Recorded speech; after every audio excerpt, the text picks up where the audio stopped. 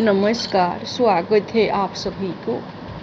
आज की विषय है भगवान का सेवा सत्कार। एक गांव में रामदत्त नाम के एक गरीब ब्राह्मण रहा करते थे। ब्राह्मण को लोभ और लालच बिल्कुल भी न था। वे दिन भर गांव में भिक्षा बर्ती करते और जो भी रूखा सूखा मिल जाता उसे भगवान का प्रसाद समझकर ग्रहण कर लेते। तय समय पर भरमा का विवाह संपन्न हुआ। विवाह के उपरांत ब्राह्मण ने अपनी स्त्री से कहा कि देखो, अब हम गृहस्थ जीवन में प्रवेश कर रहे हैं।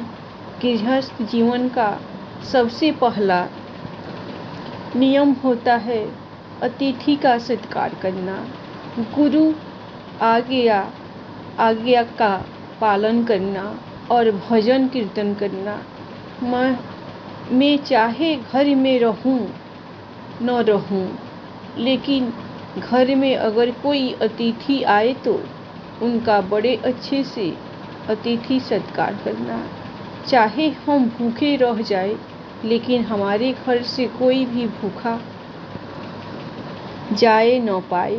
ब्राह्मण की बात सुनकर ब्राह्मणी ने मुस्कुराकर कहा, अच्छी बात है, मैं इन सब बातों का ध्यान रखूंगी। आप निश्चिंत रहे और भजन कीर्तन कर प्रभु भक्ति में ध्यान लगाए।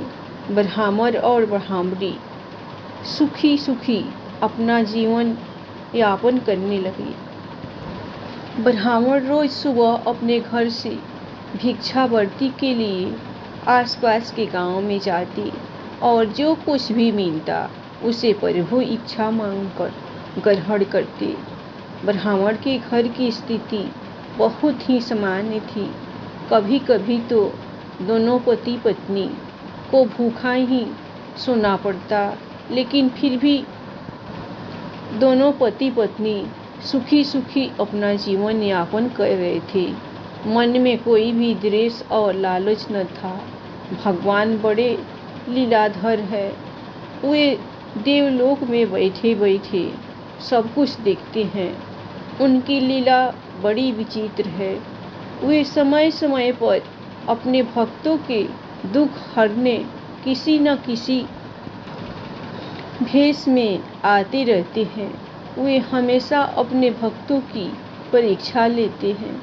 एक दिन ब्राह्मण की भक्ति और त्याग से प्रसन्न होकर भगवान ब्राह्मण के घर साधु का वेश धारण कर ब्राह्मण की परीक्षा लेने पहुँचे।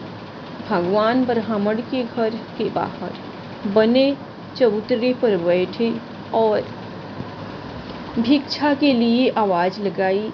ब्राह्मण ने जब साधु महात्मा की आवाज सुनी तो वह बाहर आया। ब्राह्मण को देख साधु महात्मा मुस्कुराए और बोले, पुत्र, आज इस रास्ते पर जाते जाते मन किया कि आज तुम्हारे घर भोजन करूं।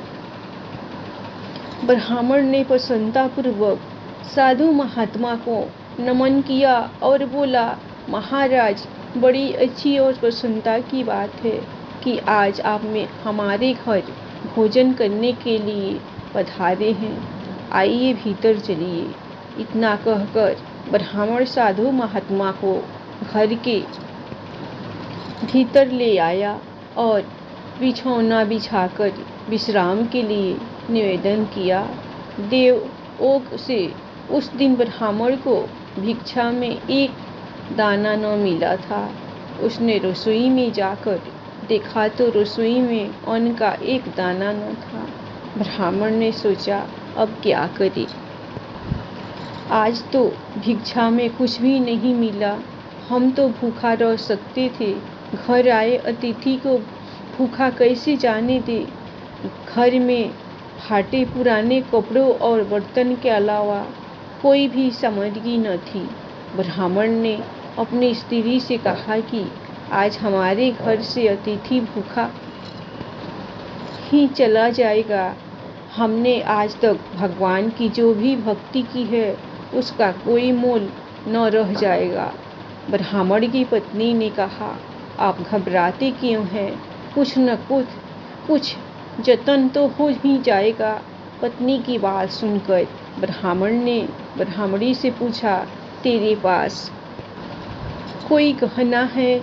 ब्राह्मणी बोली, गहना तो नहीं है और कपड़े भी फटे पुराने हैं। पत्नी की बात सुनकर ब्राह्मण बोला, तो फिर अतिथि सत्कार कैसे करेंगे? ब्राह्मणी बोली, आप नाई की दुकान से कैंची ले आओ। ब्राह्मण नाई की दुकान से कैंची ले आया।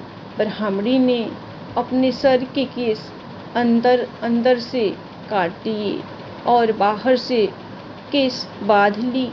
अपने केस ब्राह्मण को देकर ब्राह्मणी बोली, आप बाजार में जाकर ये केस बेच आओ और इनसे जो कुछ भी रुपए मिले उनसे दाल चावल लेते आना।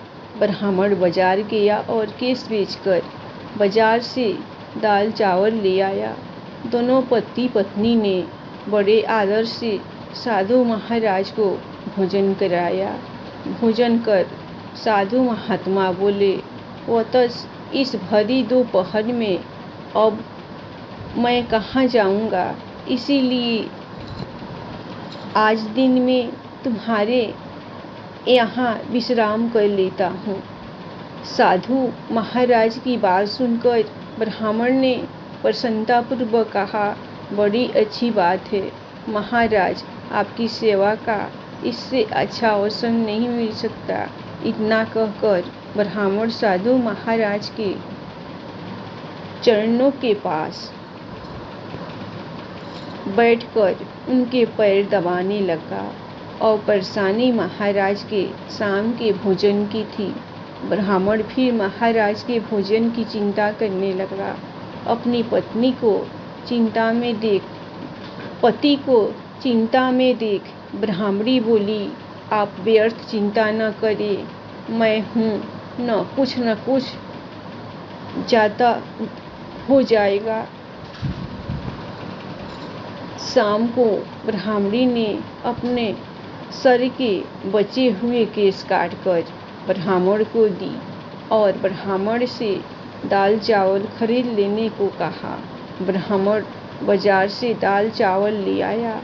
रात्रि भोजन में भी दोनों पति पत्नी ने बड़ी ही प्रसन्नता और आदर के साथ साधु महाराज को भोजन कराया।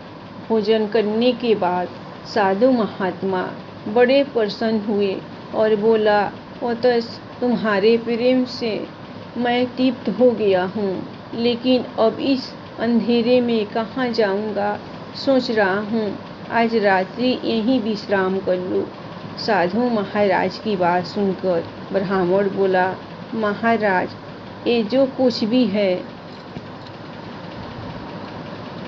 सब प्रभु का है, आप निश्चित होकर यहाँ विश्राम कर सकते हैं।